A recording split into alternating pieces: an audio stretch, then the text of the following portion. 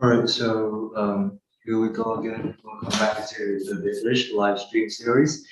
Today, English will bring you another topic, and this topic is quite, let's say, I think the mic on that one is too long. Yeah, the mic on that one is too long. Yes, so today this will bring you back another topic, a pretty general topic, and so we're going to talk about health. So this topic, I don't think we can cover all of that, but to some certain degree or to some certain perspective or certain view, we'll try to give you the best overview of the Vietnamese health, as well as some tips and some health problems that you should know so you can be aware of, and by then after that you can actually have some some method or some prevention to it and keep you lead a healthier life, right? And yeah, during this live stream, if you have anything you want to share or any comments, just put it down in the comment section below and I'll try to answer it all. Right? So here we go. So when we were mentioning about the word health, there are, let's say, many problems to talk about, and let's say many things we need to take into consideration. But let's say in today's episode of English live stream, the health problem gonna be summarized into, let's say, the first one is life expectancy, and secondly would be obesity and overweight, and then some type of diet or how to stay fit, and probably how to lose some weight, shed some fat on your belly, and lastly, the importance of sleep. So that's what we're going to cover today. And I will try my best to convey all my knowledge to you, as well as what I advise you should do in order to lead a healthier life. All right. And now, probably we're going to start off with a very simple fact, but I think you haven't known about. So right here. As you can see, Vietnam's life expectancy in 2022 is 75.67 years. So let's say life expectancy is the duration or the length of one life. And in this case, life expectancy is calculated on the average. It's not the highest or it's not the lowest. It is something in between. So yeah, the 7.67 years would be the average age that a Vietnamese person can live. However, there are in some cases that a Vietnamese person can live up to more than 100 years old, or there would be some cases of, unfortunately, they didn't live past their 50s. So yeah, this is quite controversial and quite various results upon the, and it can be affected by many different factors. So the number you see on the screen is actually the average number, and it was collected or accumulated among all the population of Vietnam. Okay, so there is actually a song called let's say I don't remember. Okay, Damn Nguyen, right? Probably. Because there are so many artists that do this one. Oh yeah, Hùng Cường. Okay, yes, Hùng Cường is actually the original singer or the original composer of this song. So this one is called Sống Mươi Năm Cuộc Đời. And you see, you don't have to worry about that. You don't have to worry about em will go with you sống năm cuộc đời because you will live longer than that, or maybe more than 50, maybe 15 more years. So your life won't end at your 60s, because as you can see on the screen, the average age of Vietnamese, the average lifespan of Vietnamese person is about 75 years. So yeah, 60 years is nothing. Probably Mr. Hùng Cường is lying to us, or maybe making some false forecast. I think so. But yeah, don't worry that you will die at 60. You don't have to rush for anything in your life. You have 75 years instead, just trying to live through it and enjoy it to the best. All right, cool, cool. Oh shit. Yes. So as you can see, when it comes to, let's say, the highest expectancy, life expectancy, I think most when we mention about that problem, when we mention about that topic, most of the people will think that Japanese people will have the highest life expectancy in the world, because yeah, obviously they live a very healthy life, not really, because actually, they work really hard, like much harder than Vietnamese people do. But however, they got all the compensation for that. Like they got better life qualities, they got better nutrition, they got better technology, and all that stuff. So yeah, when we're mentioning about life expectancy, let's say the country that has the highest life expectancy, most of the people, when on the top of their head, they will think of Japan or the Japanese people. However, that is not the case here. In fact, Japanese is ranked, oh yeah, ranked second on the world in general. But you will be surprised to know that, yes, as I said, you will be surprised to know that Japanese only rank on the second places, on the second place. The first place in this category, to be specific, life expectancy in 2022, was rewarded to another country, which is also an Asian country, and it's very near our country, which is Hong Kong. And yeah, as you can see, mm, the gap between the life expectancy between Japanese and Hong Kong, the Japan and Hong Kong would be very small, about 0.7. I don't know what is this number stand for, because you know what, there is 12 months in a year, but if they calculate it on the point 2 or point 0.9, I don't really understand what does that mean.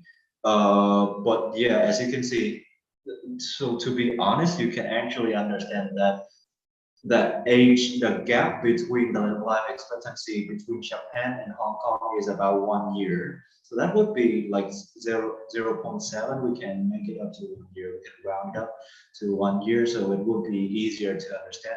So as you can see, the Japanese people, the average life expectancy of Japanese people is around 84 years, and the Hong Kong would, I don't know, yeah, Hong Kong, yeah. I don't know what is the Hong Kong people call. Let me check real quick. What is Hong Kong nationality?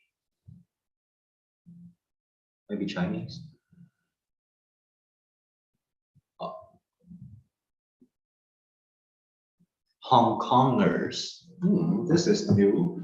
All right, so in case you didn't know about this, I'm gonna provide you with the nationality. Yeah, in this case, it's only the nationality, because this word is not applicable to their language. Actually, the language they are speaking is Cantonese. So yeah, there is no Hong Kong specific language, but the Hong Kong people, we're gonna call them Hong Kongers. This is new. Okay, Hong Kongers. Yes, or Hong Kongers or Hong Kongese. There are the various type. Or you just simply call them Hong Kong people to be let's say it is the easiest method or easiest way we can do that. And yes, uh, so I don't really understand why, let's say, Hong Kong has the higher lifespan than the Japanese. Probably because of the working hour the people they have to endure. So you can actually see that obviously the Japanese people work very hard. They can work up to 12 or 16 hours a day and live in a very, very small places, let's say a small accommodations. And yeah, that will somehow might affect their life expectancy or lifespan, maybe reduce it a little bit. So in this case, the Hong Kong would take the first rank in the category of life expectancy in the world. Meanwhile, the Vietnamese people, as you can see on the statistics here, statistic here, Vietnamese people live up to 75.67 years. And according to, let's say, Wikipedia, that is where I found this fact. Wikipedia said that Vietnamese people life expectancy rank on the 30, oh sorry, 83rd of the whole board of the ranking board on life expectancy in the world, which is not really bad. Like we are somewhere middle of that chart. So that's it's not really bad though. But as you can see, the gap between Vietnamese people and maybe the Japanese or the Hong Kongers, which is not really big, about 9 or 10 years. Um, but yeah, like let's say for some people, 9, 10 years are very long, but it's just a blink of an eye. Um, yeah, like maybe when you're at your 75, you're no longer working, and the stress level of your life maybe have reduced like on a very big scale. And yeah, 10 years maybe just passed like a blink of an eye. So that would be so much to take into consideration. But somehow this number will reflect the life quality of the people who live in there. So yeah, obviously you can see the Japanese people have higher quality living than the Vietnamese people. I don't know about Hong Kongers, but yes, I can guarantee about the life quality of the Japanese. Yeah, so let's say in this case or in this problem we're talking about or in this topic we're talking about, um, I want to know what is your desired age to live up to. I mean, like, how old do you want you to be, and how old do you think that is your life has enough of things? Let me know in the comment section below. I will try to answer all of that. Appreciate that for all the comments. Good, I think. Um, oh yeah, thank you, Minvi, for the question. So as you can see, what I've been reading for a while now is 82 point, oh sorry, 84.2. So in this case, points on yeah, points here stand for, let's say these points is actually the dots, as you can see on the screen. But yeah, if you have another, I'll also provide you with that. So that thing you're mentioning in your comments, so that will be called a comment. Yes, but when we're reading the number, we actually don't say 84,2 or 84,9, but actually we're gonna say point, and they will automatically know that would be comma.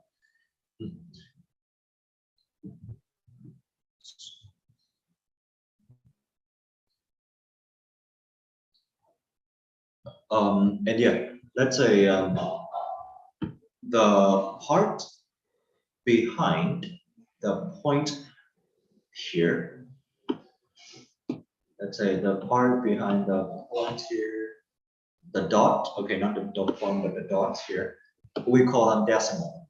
Decimal, which is số thập phân in Vietnamese. In case you don't know, decimal.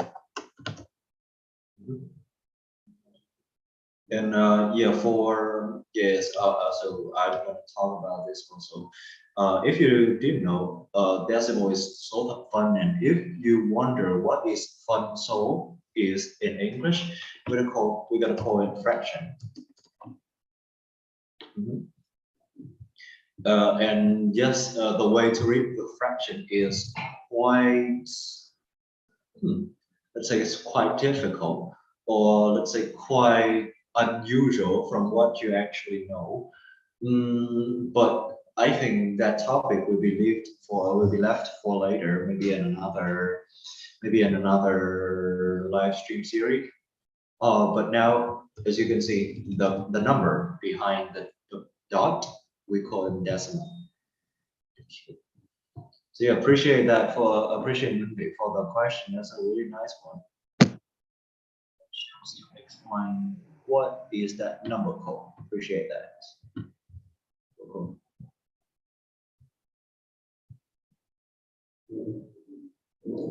All right. So far that is good.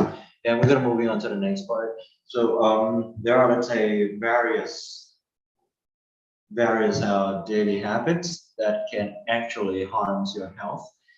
And yeah, there are some you might have already known, but maybe there are some that comes to you quite unexpectedly, or like you have been doing that every day, but you don't really know that would harm your health. So I'm going to mention there are 12 daily habits right here on the screen, six here and a six on the other slide.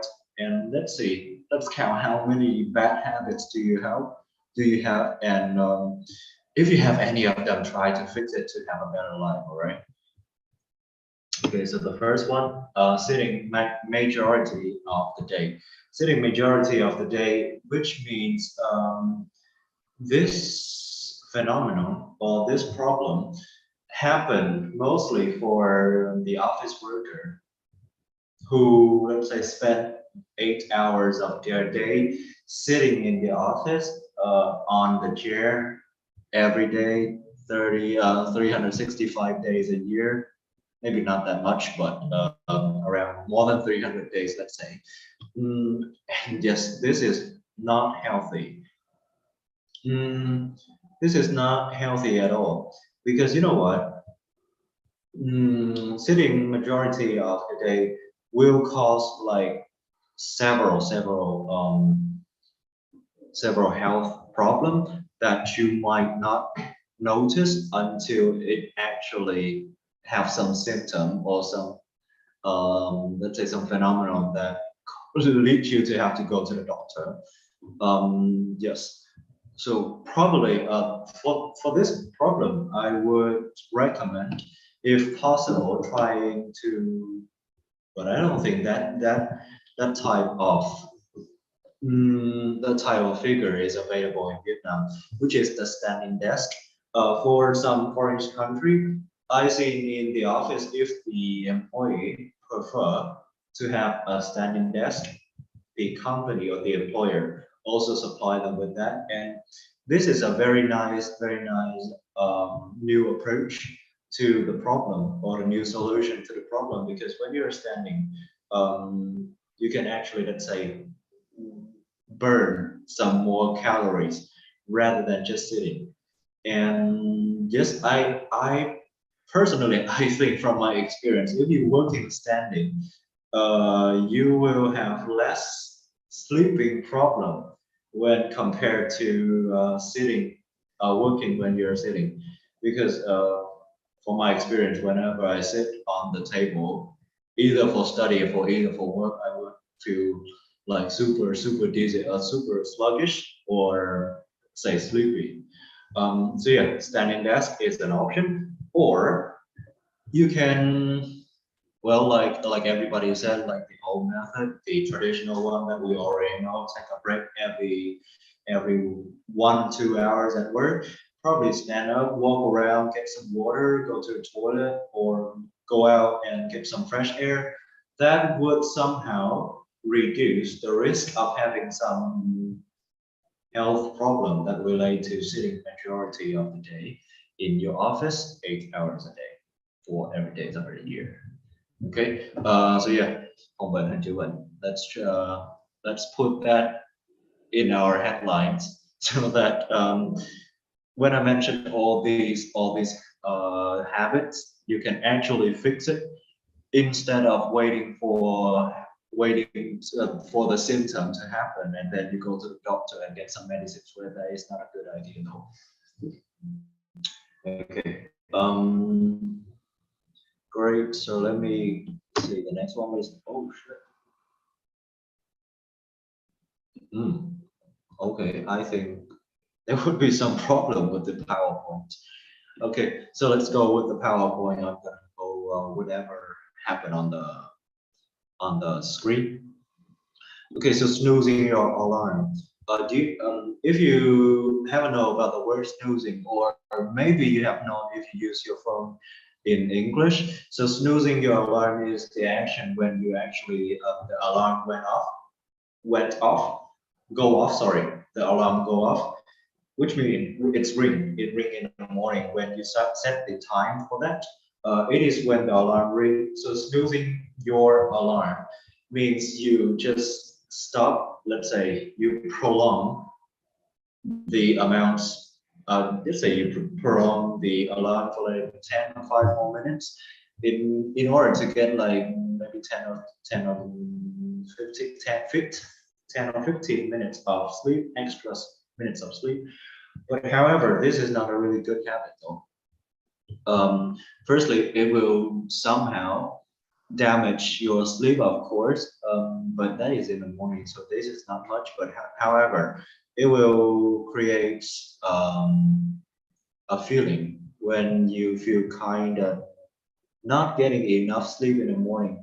Instead of instead of waking up right at the first alarm in the morning, like you snooze it for like 2 or 3 more times, and you keep waking up like every 5 or 10 minutes again and again. So that is not really good for your health, as your physical health as well as your mental health.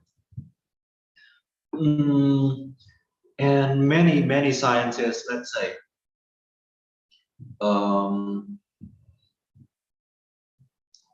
let's say many scientists recommend don't do this um, we don't do this maybe because they recommend us to waking up with your clock biological clock, which is đồng hồ sinh học in Vietnamese. And let me write it up. I don't know if biological clock. Yes, so waking up with your biological clock would be much better than waking up with the alarm. And it will also create a habit for you to wake up at a specific time every day.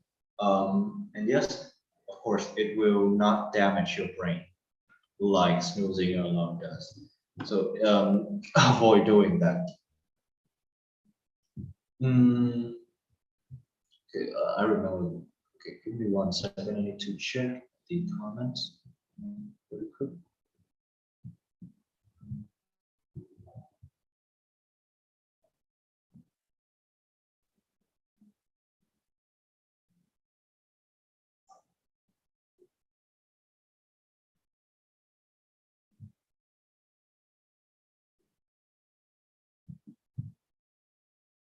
I don't know where. There's so far no questions. Right. And yes, the third thing I want to talk here would be being in front of the screen all day. Also, this is another problem of the office worker mostly. Okay, so being in front of the screen all day, obviously, as you can see at the first place, when you see this question, when you see this sentence, you say it's not going to be good for your eyes. However, that is not only the only consequences of let's say sitting in front of your screen all day. Um, this action will also lead to other mental health problems, like you will be very sluggish, you will be very slow, and let's say you will not have the ability to reflect upon the situation, like quickly reflect upon the situation that happened in your life, because your brain is somehow stick to the screen. I bet like maybe any of you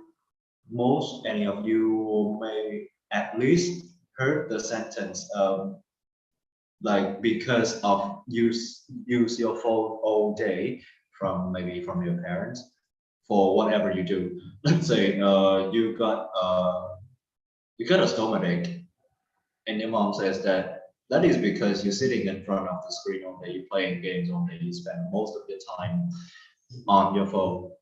But yeah, that is not the case. The case here is sitting in front of the screen all day will actually damage your brain and your eyes.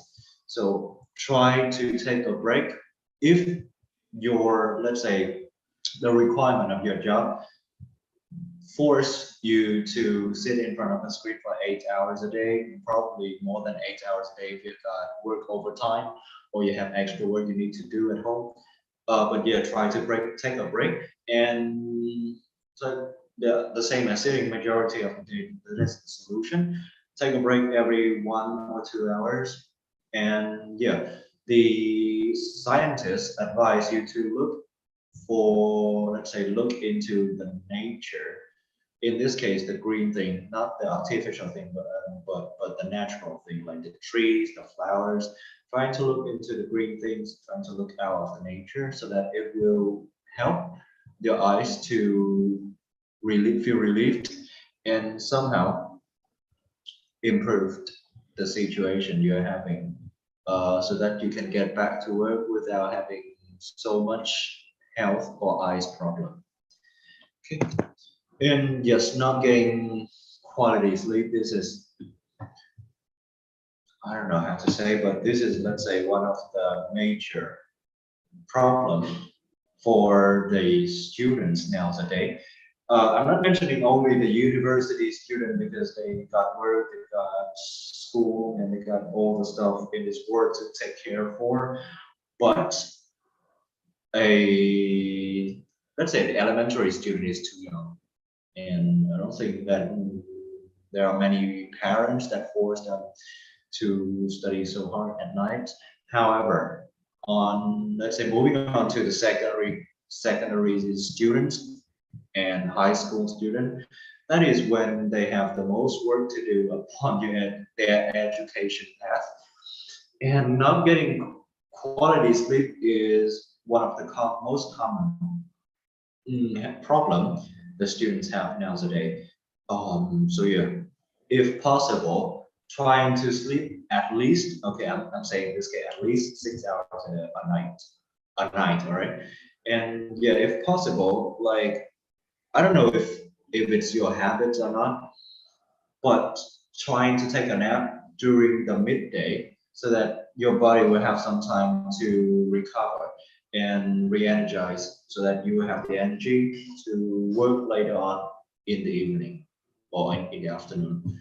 But not getting enough quality sleep would be the serious problem, and you need to solve it as soon as possible.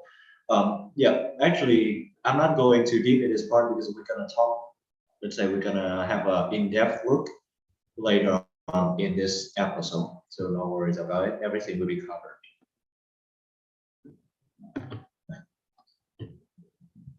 Yes. Another thing, let's say, for if you haven't watched about the health problem that Gen Z have these days, real of our company, please have a look, and you will know why I put this problem here. Thinking about stressful events.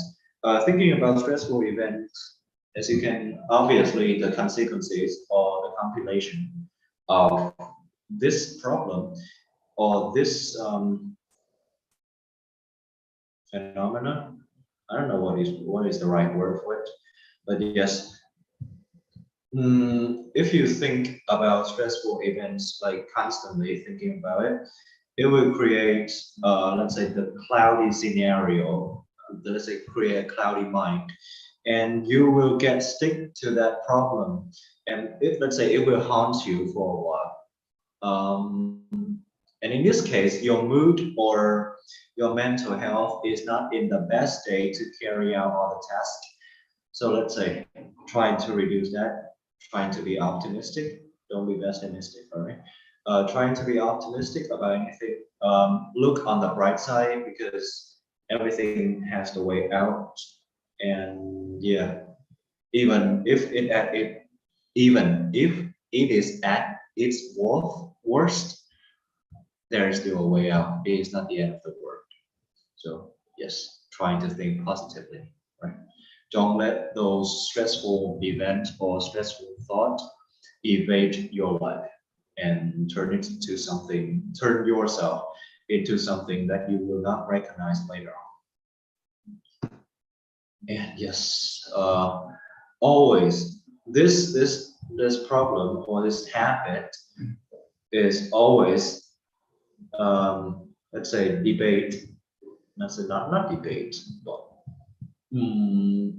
mentioned or being the hot topic for scientists or for presenters on the stage, is that use your phone before bed actually can damage your brain and reduce the quality of your sleep.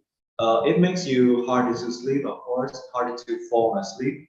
And yes, in case you use your phone in the dark, it will also damage your eyes.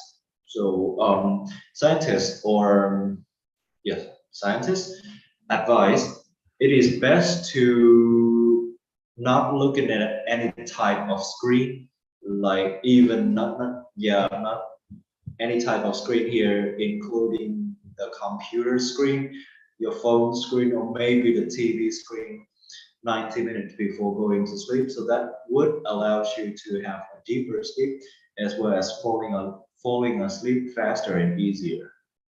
Okay, cool.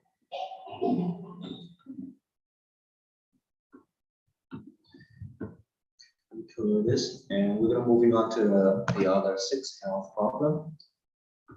Yeah, okay. However, from number 7 to number 12, there are, let's say, meticulous health daily habits. It is not really common. Actually, it is common, but it is not really a big deal, and it's not doesn't cause any serious health problem. But however, this is will become a habit if you're not trying to fix it as soon as possible, or at least straight away.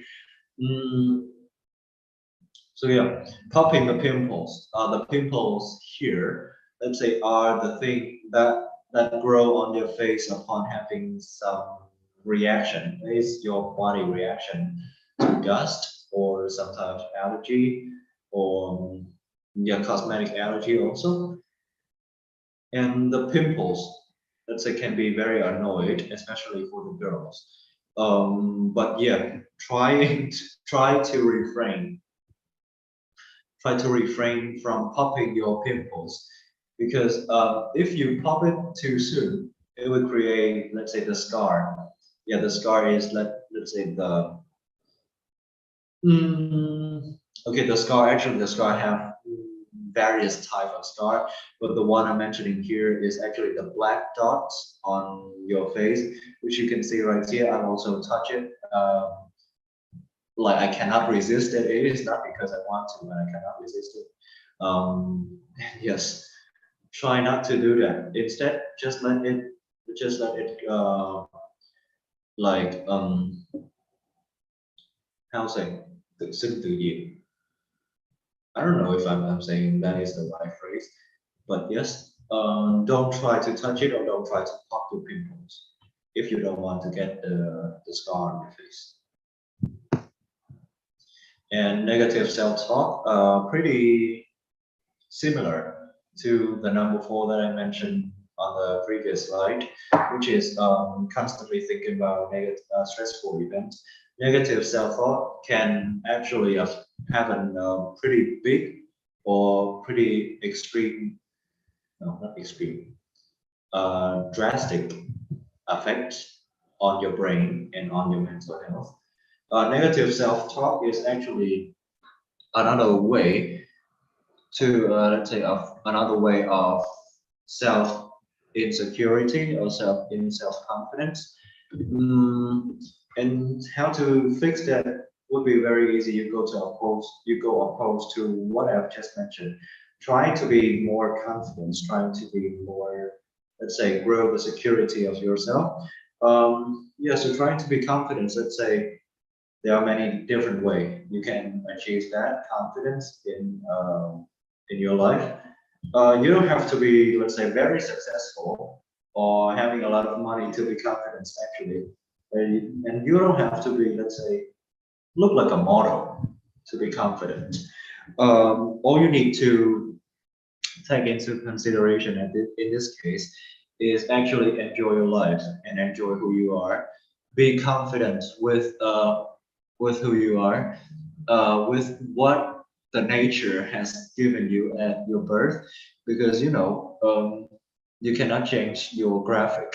You cannot change your graphic, or you cannot custom yourself like what you do in the game with a game character. So let's say enjoy yourself to the fullest and give it give it all to your life, and automatically, or let's say as a result, you will feel that you love your life more, you love yourself more. That will also lead to the raise in self-confidence. So yes, don't be optimistic and have negative self-talk. Also harm your health. Also be harmful for your health. Refrain from sneezing. This is actually refrain is actually the action that you're trying to stop doing. So that is the meaning for refrain. And sneezing is the action when you, let's say, when do you sneeze? Okay, let's have a question. When do you sneeze? When you sniff, when you sniff a grinded pepper, let's say a box of grinded pepper, pepper, which is the black thing, that's a black tiny thing you use to put salt and pepper you put in your food. So try to put your nose in a jar of grinded pepper and sniff it. You know what sneezing is. So refrain from sneezing actually harm your health. And yes, I will try to find some article that explain this phenomenon, because in this case, I always do that. No, not always, but usually do that in the scenario when I'm in public places. I don't like to be, let's say, at the center of attention when I in a room and I sneeze so hard. So refrain from sneezing.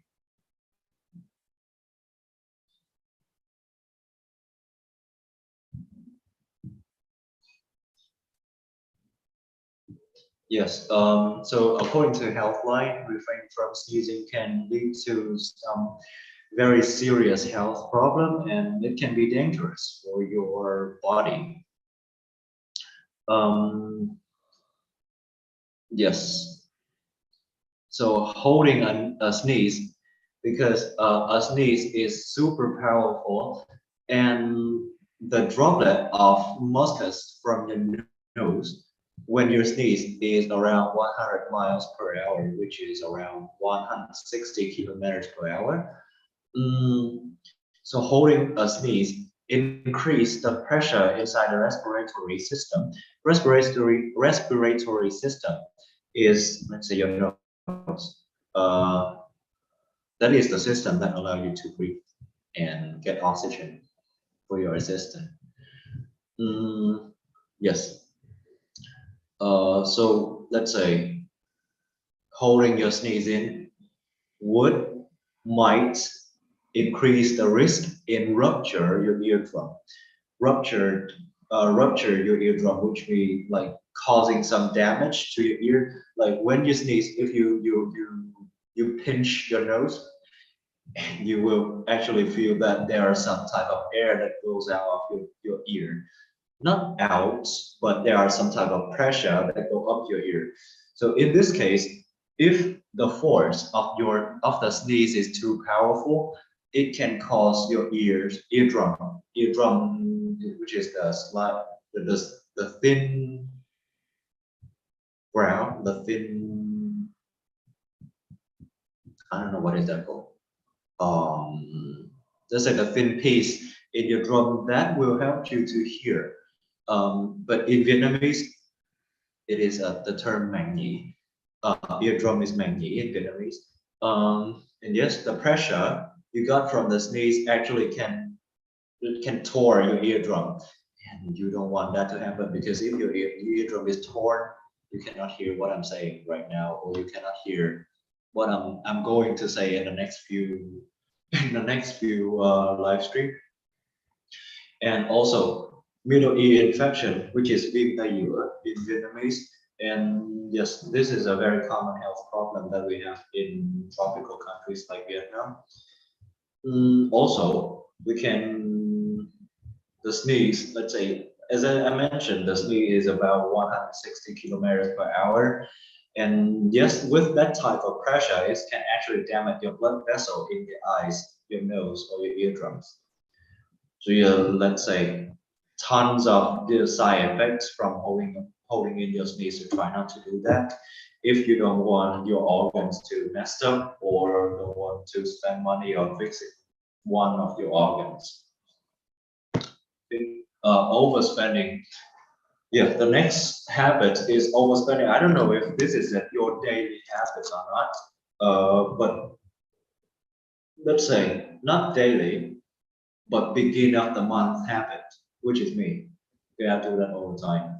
I overspend at the beginning of the month when I first got my salary, and the problem go along with that, or let's say the consequence of this habit, is that you will constantly living in stress and anxiety for the rest of the month.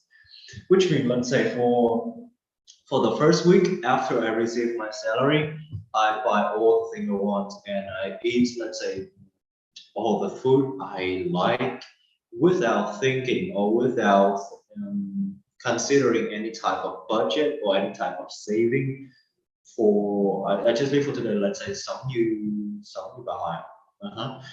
Yes, and that will put me in the stage for like the rest 3 weeks of the month, or the last 3 weeks of the month, or maybe two, because maybe 2 or 3 weeks, the last 2 or 3 weeks of the month, that I will live in constant stress and anxiety over my spending and expenses, because by then, the money that I lose, or the money that I spent at the first 2 weeks of the month, is already gone, and I'm now living with the tiny budget. So I will be constantly stressed about what I'm going to eat this evening, and what I'm going to eat this morning, or maybe I will skip breakfast to save some money. But yeah, don't be like me, right? Be considerate. And yeah, planning your budget would be a good idea for this habit. Yes. Right. Extra sauce. I don't know if this is your habit or not, but when you go to a restaurant, you ask for extra sauces. Oh yeah, refrain. Oh, thank you. Bang Yung is overthinking. You are? Okay, welcome to the club. All right. Thank you, but yeah, don't overthink cues. Actually, that is let's say, from my experience, I would call that is one of the worst health problem, or the worst habit that could ever happen to a person, because the problem is not what you think and maybe it's much more simpler. It's simple, much more easier to handle than what you think it is. So don't overthink. Try to take things easy and trying to be objective upon the problem you're having. And yet the word refrain is in as I explained earlier, refrain is that you try not to do something, and in Vietnamese they translate it into ngưng or kim cử. Yeah. So I would say kim cử would be the best translation for the word refrain. And yes, refrain from doing something. That is also what I want to note about this part. Refrain from doing something is a phrase, which means you try not to do something. Okay, extra sauce. Yeah, getting back to the habit number 10. Extra sauce in this case will, let's say, increase the sodium level in your blood. And yeah, let's say I am the one who likes sauce, but you don't know what is in the sauce. Let's say what mixture is in the sauce, and it is for those who follow a diet. The sauce is actually the enemy of them. Not really the enemy, but something they will try to eliminate from their um, from their diet, because the sauce would enhance the taste of the food, and somehow you will go, let's say, a lot with the sauce, and without realizing that the sauce also include a lot of calories and a lot of sodium as well as sugar. In some case, fat, if we are mentioning about mayonnaise. Mm. So trying to go no, let's say less or to no sauce in your diet, so that you will have better control upon the calories intake as well as the sodium level, because high sodium level can actually lead to some heart disease like cao huyết áp. Mhm. And especially mắm tôm and other type of mắm, shrimp paste. Yeah, shrimp paste in English. Try to refrain from that, but you can do it once in a while. Like me, I really like bún đậu mắm tôm, Vietnamese food, Vietnamese traditional food. But yeah, don't go too much on the sauce because it's not really good for your health, especially the shrimp paste. Okay, and constant snacking. Yes, it goes without saying, constant snacking will get a piece like in a blink of an eye, or let's say in a few months. If you constantly eating snack on your couch without doing any type of exercise or any type of training, that will accumulate the amount of fat in your belly, and that is not what you want to achieve in your life. All right, don't eat too much snack. However, this problem will also be discussed later in this live stream, because there will be a part I will talk about the diet. And yes, the diet is not always about fruit, vegetable, and meats, but there will be also snack, but not constantly. Don't eat it constantly, because cái gì nhiều quá cũng không tốt. So yeah, don't do that. Mm, yes, I think there is some serious problem with our point. So yes, moving on to the next slide, I'm going to mention. Oh yeah, so if you're eating snack constantly, like what I mentioned in the previous slide, obviously you will have obesity. Obesity, let's say, is the very common health problem in some developed country, especially some countries that has some fast food franchise available everywhere and with a affordable price.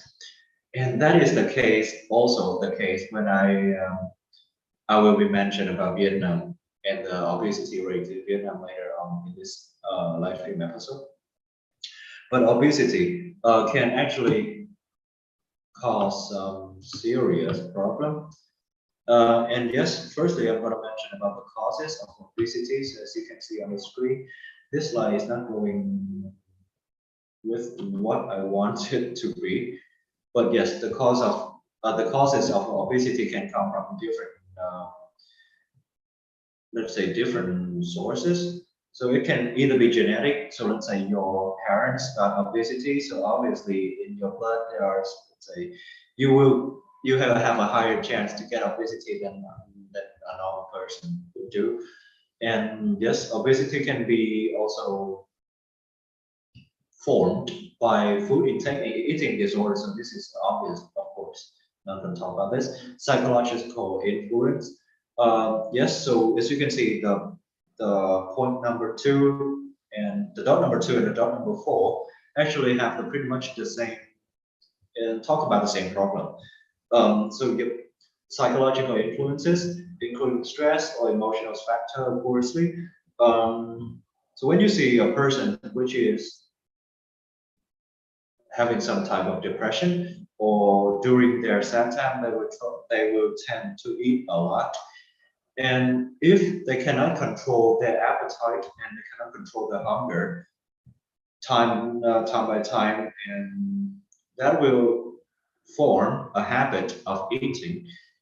So yeah, that we call eating disorder, which we also mentioned in our reel about Gen Z's health problem. You can watch it later on our Facebook page or any other type of media platform, YouTube or TikTok. You can find it everywhere. Okay, but yes, emotional states, emotional factors, or psychological influences can actually lead to eating disorder, and which results in obesity. Okay, and complications of obesity can be various. There are many illnesses that link with obesity. So let's say the most common, or let's say 8 out of 10 people who have obesity will have this complication, which is type 2 diabetes. Diabetes, which mean yes, I translate it into the worst way as possible. It will call road peace. The road. Yes, type 2 diabetes, which is a very bad type. And when you have type 2 diabetes, you actually have to inject insulin every day, but you don't have to do that because if your insulin level drop, your body will feel like you are not owning your body anymore. It will belong to somebody else. And in let's say when that happened, you have to take a syringe of insulin, and you have to inject it to your body yourself. For me, I don't want to do that. I don't want to to inject to myself. That it would be something like very terrifying to me. Yes, and the second complication of obesity, which is, let's say, serious, is infertility. So infertility, this word stands for the ability of the not having the ability of having baby. I explained it quite too long. Yes, so infertility is not able to have baby, and this apply for both male and female. So if the female got obesity, she will have a higher chance of infertility, and that also apply for male. So if the male have obesity, there would be some chance that he will not get a baby anytime soon. All right. Heart disease, yes, of course. High blood pressure, stroke. Stroke. If you don't know about stroke, stroke is, let's say, the most dangerous complication in this list, because stroke will send you up to heaven straight away instead of letting you live for another couple of years, like type 2 diabetes or, let's say, heart disease or high blood pressure. Stroke will take your life straight away. Yeah, let's say in Vietnamese, stroke is đột quỵ. And yes, that is the worst scenario can happen to an obesity person. Yeah, don't try to get too much of food and get a stroke later in your life. What goes around comes around. So yeah. Fatty liver disease, ganglioma, arthritis, arthritis. Let's say, how can I explain the word arthritis? Mm, arthritis is, let's say, the swelling and the tenderness of the joint, which is yeah, the joint. Let's say the joint is the part between your two bones. So let's say I have the arm bone, the lower arm bones and the upper arm bones. So this is called the elbow, but here the elbow actually is a joint. And arthritis is the swellness or the tenderness of the joint. In Vietnamese, I think it is viêm khớp. And yes, it would limit your action. It would limit your movement to a lot. And to let's say for some worst case, for some serious cases, arthritis can actually force you to. Yeah, that is the also the consequence of the complication of type 2 diabetes. So in some serious cases, you have to cut off one of your body parts because yes, that thing will no longer work for your body. So yeah, don't get obesity and don't get diabetes. That would be terrible if it gets worse along the way. Okay. So yeah, as I said in the few previous slides on what to do that, try to do what you can when it's possible. Yes, and the question for you guys here is that do you think obesity and overweight are the same? So yeah, most of the people think that obesity and overweight are actually the same, but in reality, there are some slight differences between obesity and overweight. Um, yes, and obesity, let's say, if you haven't know about the BMI or the body mass index, obesity is, let's say, is classified for those who have the BMI over 30, and overweight is around less than 30, but more than 25 or 26. So that is the case of overweight and obesity. So obesity, let's say in this scenario or this comparison, obesity would be worse, the worst health problem rather than being overweight. So you don't want to, but yeah, I would recommend you not get either of them because your life will be totally different when you get either of them. But yes, this is the difference. Obesity and overweight. So yes, how are they different? People with the body mass index, which is BMI I mentioned in the previous slide, equal to or greater than 30 are considered obese. While overweight is considered when someone has from 25 to 29.9 in their body mass index, BMI.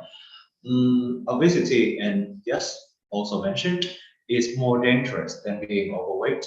And sometimes it will require surgical intervention, which means you have to have some type of surgery to, let's say, get something done for better health. While overweight does not. With when you have let's say when you experience overweight and you want to get rid of that, all you need to do is a little bit change in your lifestyle. Maybe go to the gym, changing your diet, changing your eating habit, and yes, that could be good. But for some serious obesity cases, that would require surgical intervention because if there is no surgery, that life will be ruined forever.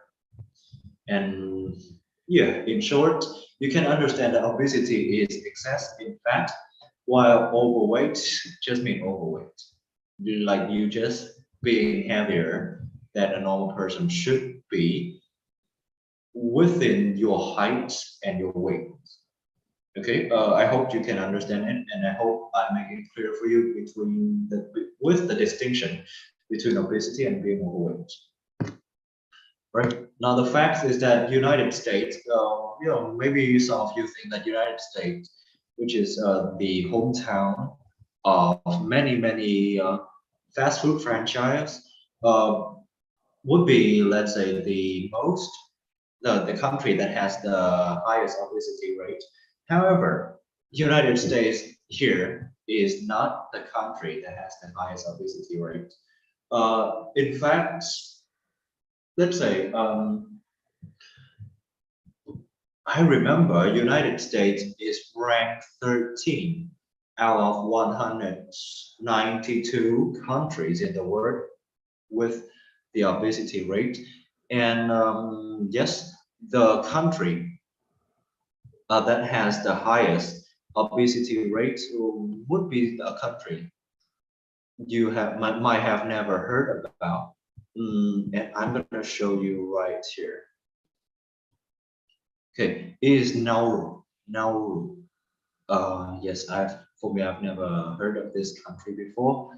And yes, the second country, which have a pretty fun name, which is the Cook Island.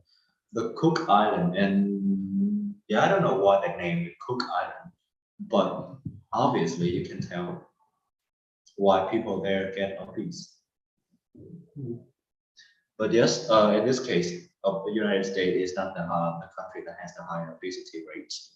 So yeah, this is, let's say, I provide you with some type of knowledge so that when your friends or when the other asks you, you know the answer for these questions. Okay, cool. And another fact, a very interesting fact in this case, is that Vietnam has the lowest obesity rate in the world. Yes, you're not you're not mishearing anything. Lowest in the world. And yes, this will also lead to another question for discussion. If you are watching this live stream, is that why Vietnam has the lowest obesity rate in the world?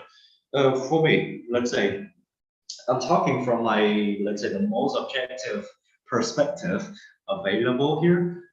Vietnam has the lowest obesity rate in the world due to the fact that some fast food franchise like McDonald's, KFC, say Jollibee, anything like that, is not really popular in Vietnam. Actually, they are popular, but not as popular as they are in other countries. And this is the case why why Vietnam has the lowest obesity rate in the world, because most of Vietnamese food are made out of vegetable. I'm not say most, but yes, there are also meats, but they, let's say when, okay, I will put an example for you for better figuration.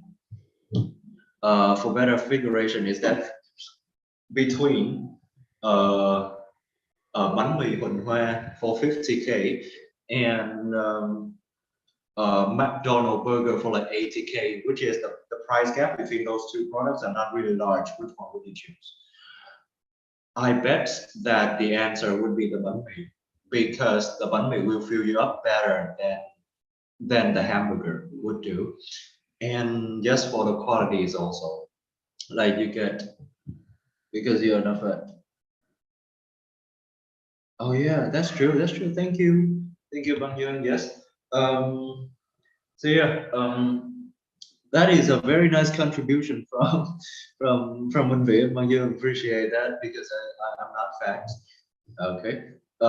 And Bang Yun said that because Vietnamese people are, let's say, have a majority, have a large group of people who are vegetarian and eat a lot of vegetables. And most of the Vietnamese food are a homemade food rather than fast food or takeaway food. So let's say they are not processed food, and which also mean they are much healthier for your health. Mm. Oh, anh trai, okay. Calm down, all right? Calm down. you will get the word in the diet part of this live stream. All right. I can say fun. Calm down. No worries. I won't let any type of knowledge goes away. Yes. Okay. So if you want to know now, is it called vegetarian? And I will explain it later. There are two types of vegetarian diets. Not let's say not vegetarian diet, but two types of vegetable based, okay, plant based diet. Okay, that will be also discussed later. Great. So yes, what is healthy eating? Spell vegetarian. Vegetarian would be spelled like Vegetarian. Vegetarian, and diet would be DIET. All right, hope that would make sense for you. Great, thank you for the contribution. Yes, and eating healthy or healthy eating, whichever way. Healthy eating, let's say, most of the people approach to healthy eating would be expensive and difficult and time assuming. However, eating healthy is not that complicated, or let's say not that problematic. Um, and yes, everything can happen if you put your will to it. So don't blame it for the prices or for the time or for the, let's say, the effort to make the food. No, everything is possible if you want to do it or if you're willing to do it. All right. So yes, healthy eating when breaking down gonna be understood as it is a mean of eating a wide variety of food within the right proportion and consuming the right amount of food and drink to achieve and maintain a healthy body weight. Okay, super complicated, but yes, I'm pretty sure that you have already known what is healthy eating is. So not gonna go too deep in this. So yeah, a healthy eating plan. So yeah, as I said, it's not gonna be complicated. It's not gonna be expensive or something. So yeah, there are four main notes that I want you to notice when you want to follow or you want to pursue a healthy eating plan. Is that you try to emphasize on fruits, vegetables, whole grains, fat-free or low-fat milk, and dairy products. Include a variety of protein sources such as seafood, lean meats, poultry. Poultry here, which mean yeah, let's say poultry. Poultry is the word that talk about the species of animal in the same category as chicken and duck, which is yagam in Vietnamese. Yeah, so poultry means zakam. Okay, eggs, legumes are beans and peas. Soy products, nuts and seeds. And yes, a healthy eating diet or healthy eating plan is low in added sugar, sodium, saturated fats, trans fat, and cholesterol. And yes, it should stay within your daily calories need. And if you don't know how to calculate it, you can actually look it up online. It is also based on your BMI. So yes, everybody is different from one another. So I cannot give a specific number right here, right now. But most of the time, the recommended daily calories intake would be around 2,000 calories for a male and 1,800 calories for a female. But yes, as I mentioned, it can be varied and do your own research to know what is your optimal. Okay, okay. What is the optimal calories intake for you? Okay, thank you, Bang Yung. I will take it as a compliment. Appreciate that. Thank you. Here are some types. Oh, okay. So I will keep my hands in my pocket. Khách hàng là thượng đế. So yes, I will listen to whatever you say. Okay, healthy food. Healthy food can be, let's say, Yeah, as I said, healthy food shouldn't be expensive. Not always expensive, but it can also be good for your health, which is here meats. Yes, this is very general topic, general approach to healthy food. What meats, let's say, including pork, beef, chicken, poultry, any type of meat will do. And yes, another one is vegetables. Vegetables. Trying to aim for some super vegetables, super good vegetables like beets. Beets, let's say, what is that called? Uh, the beets is the round vegetable that has the very dark red color. If you know that, please tell me. Beets like B-E-E-T-S, no, B-E-E-T. Yeah, accidentally, I just forgot. What is it in Vietnamese? Sorry. Yeah, broccoli. Broccoli is another super vegetable. Beets and broccoli are super good for your health. Oh yeah, củ dền. Củ dền in Vietnamese, B-E-E-T, means củ dền. Okay. All right. Thank you. And for vegetable, and actually vegetable can give you a lot of fiber, which is a good source of energy and help for energy restoration and will prolong the amounts of energy you have for a day. So yes, vegetable is now a bad choice for you, as well as fruits, which we mentioned later. Water, obviously, what you need in a day, water. And yes, that is what I need now, but yeah, I'm not gonna drink on the live stream, so I'm gonna drink later. I'm pretty thirsty right now. Yes, why do I need water? Why do I put water in the list of healthy food? Is because I want to distinct between water and sugar added type of drinks or beverage. Water would be a very good, let's say, be a good source of hydration for your body, of course. But if you drink other beverage like sugar added beverage or beer or wine or liquor, any type of liquid that we call them liquid, not water. Yes, and those type of liquid will actually not be good for your body on the long run if you do that on the excessively do that.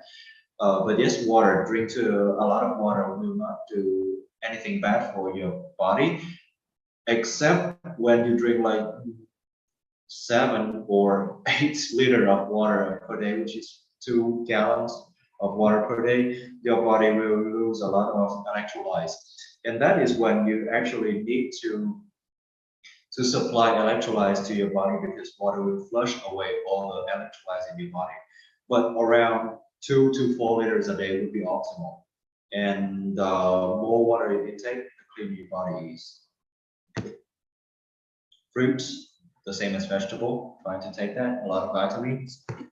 Calcium-rich food, if you want to grow taller, if you want to have stronger bones.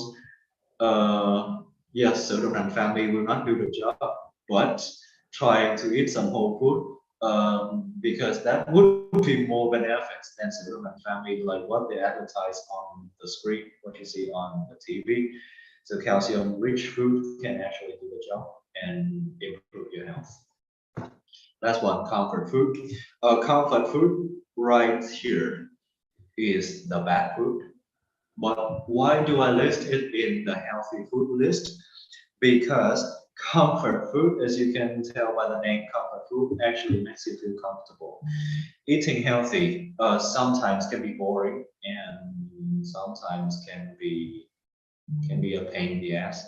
So yes. Oh my god. Okay. Okay. Yes, eating healthily can be sometimes a pain in the ass. So. Oh yeah. Okay. Well, that is magic. When you just breathe and you gain weight, that is magic. Somebody wants to be like you, but they cannot be. I will try to show you some. But yes, comfort food are the food, let's say some type of fast food, but you just eat it in moderately, in a small amounts. Let's say if you have 7 days of eating healthily, like 7 days a week, and you've been eating healthily for like 6 days or 5 days, you can actually have 2 days of eating comfort food, but just eat it in a small amounts. So that as long as you stay on the track, comfort food will not harm or let's say ruin your process of losing weight or leading a healthy lifestyle. No problem with that. Don't be too harsh on yourself. So yes, how to yeah, you said okay. Yes, how to maintain a healthy diet in Vietnam. This is the question for you. But we're actually gonna running out of time when we keep talking about this. So here, Bang Yun, this is the one for you. Vegetarian and vegan diet. So vegetarian are the person who follow the plant-based diet, but they also eat the dairy products like milk and also eggs. Meanwhile, the vegan eliminate all the products from animal, and they will stick to the plant-based diet, which is also vegetable, which is only vegetables and yeah, vegetables and fruits. Yeah. Okay. Ketogenic diet is that the diet that eliminate all the carbohydrate, which is the carb. Um, let's say the carb is what you get from rice or noodles or bread. The ketogenic diet would eliminate all of that, and instead they would try to fuel themselves with the energy from fat. Clean eating. Okay, clean eating. You may have known about that already. I'm not going to talk about the carnivore. Carnivore diet is the diet that the person will only involve in eating meat only. But I don't think that would be healthy in the long run. Try to get yourself some vegetable along the way, man. Don't just eat meat. Okay. So yeah, another question maybe for Bang Yun, because you raised this question up. Which is better, vegetarian or vegan diet? Let me know in the comment section below. Appreciate that.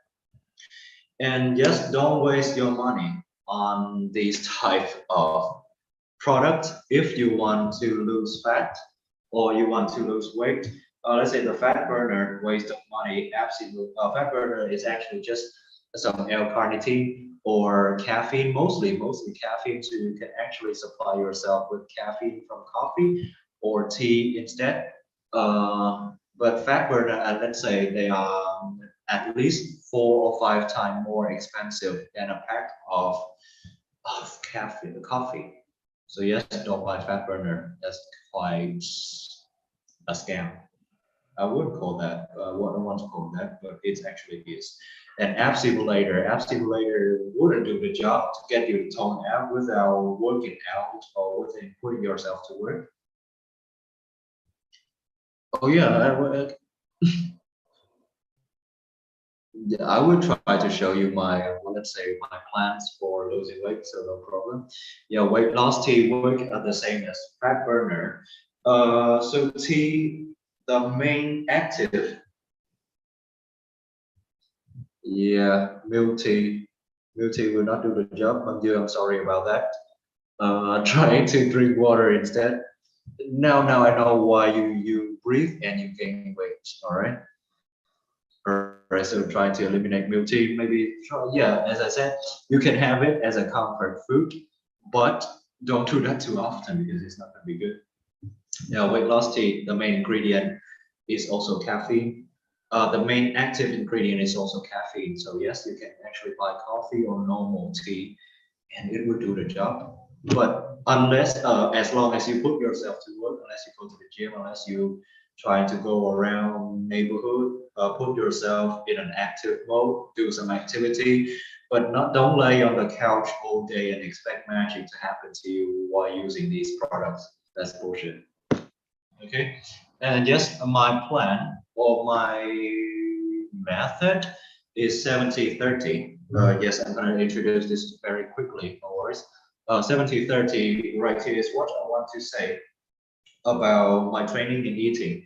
So 70 is eating and 30 is training. So most of the people think that when going to the gym, they will instantly get a slimmer body or better body, but actually the gym is not the case, but the case here is your diet.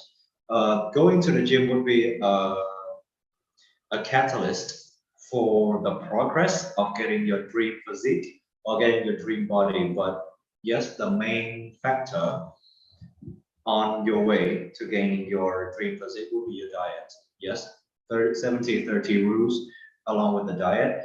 Intermittent fasting, which is nhịn ăn gián đoạn in Vietnamese. For me, I'm doing 16/8, 16/8 intermittent fasting, which is 16 hours of not eating, and I'm only eating in a window of 8 hours, which is from 12 p.m. to 8 p.m. And yes, that also means that I'm gonna skip breakfast. So during that phase of not having anything supplied to your stomach, your body will force yourself to use all the exceed or use all the energy for the activity you do during the day, and this actually can help you to lose some weight. But yes, if you ever feel hungry during intermittent fasting, just try to eat something. Don't try to starve yourself. Don't be like me in the first few days of doing this one. Training, yes, training. Also be mentioned in the next part. Sleep, yes, also. Going through real quick. Training split. Yes, a training split. I would recommend you to go to the gym. Or if you don't go to the gym, you can actually do home exercise. But would be optimal if you do it for 3 to 5 days a week. For some, let's say the gym rats, you can actually go 6 days a week. But yes, this will also lead to recovery. Why I mention it, because your body needs time for the muscle to repair it and grow. But if you force it to overwork, it can actually have some negative impact on your body as well as your muscle, and all your effort will go to waste. And yes, don't skip leg day if you don't want to look ridiculous. Pay attention to your nutrition, and if possible, trying to have some type of supplements along the way so it can actually help you to let's say stay on a diet, but also get enough of nutrition for your body to work and to supply for your training. Okay, cool. So here, so, and sleeping, yes, the sleeping does matter. So the benefit of, oh shit.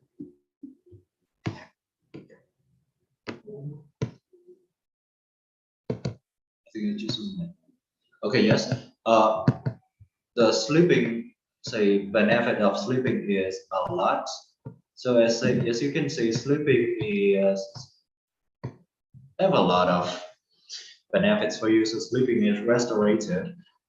Yes, when you sleep, a lot of things in your body will got repaired, like muscle repair or protein synthesis, which is also a very important factor for those who want to chase a better body or better physique. And tissue growth, hormone release. Yes, this will also affect your height, and if you're staying up too late, you will stunt your growth upon your height. And sleep also reduce stress, as you already know, improve your memory, maintain a healthy body weight. If you stay up like frequently, you will notice one thing that, like, I'm gonna say this, but if you notice, you will see that you will accumulate some type of belly fat, like lower belly fat. So this is upper and this is lower. So for those who have a lot of stress and staying up too late, the one that will get more lower belly fat than a normal person would do. Oh, hi, Mr. Vin. Nice to see you in my live stream today. Cool. Appreciate that. Thank you for watching. Cool. Great. And yes, last one would be sleep is also important for your mental health. Yes, sleep problem. There are many mental problems that link with sleeping deprivation. So yes, trying to get enough sleep, because it is also an important part. Trying to make time for it. Use the time you use for your phone to sleep rather than stick your eyes to the phone. Okay. And yes, here are some consequences. if you don't get enough sleep, so long-term mood disorder, or you get sickness or diabetes, which mentioned in the beginning of this live stream, infertility, also weight gain, low libido. Low libido is actually can be understood at low sex drive. So you don't have, let's say, you don't have the urge, or let's say don't get the quality decreased interest in sex, as you can see on the screen. And lastly would be the heart disease. Heart disease would be the, let's say, one of the worst thing you can imagine. But yes, so also this live stream is pretty long already. So let me know if you have any other methods of leading a healthy lifestyle. Just leave it in the comment section down below and let me know. I would appreciate every comment in the live stream today a lot. And yes, I think that would be the time I have for the live stream today. So I'm going to end it with a thank you slide. So thank you one more time for watching and stay tuned for the next one on Friday. See you then.